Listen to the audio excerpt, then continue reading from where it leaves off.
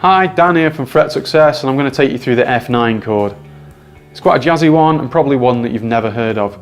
But if you've searched for it, you're probably wondering what it is. So let's go through it, what it is and why it's called that. First, I'm going to play through the chord.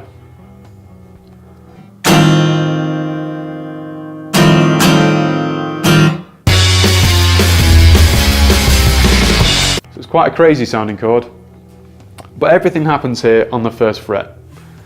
So, take you through it. The first finger there goes on the F on the first fret, then you leave the open A, and then we have our second finger goes on the first fret on that D string, then we miss another one out, and then we play the third finger there on the B string on the first fret, and the fourth finger goes on the E string at the bottom there on the first fret again.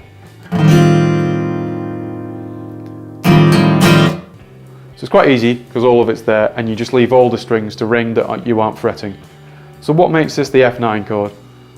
So basically it's the first, the major third, the fifth, the minor seventh and the major ninth that adds on top. So as we learned maybe in another video like the C add 9, the major 9 is just the major second but an octave higher. There you go. I've been Dan from Fret Success. I hope this was useful. And make sure you head to the Fret Success website and join the free Fret Success Academy for more chords, tips and scales. See you next time.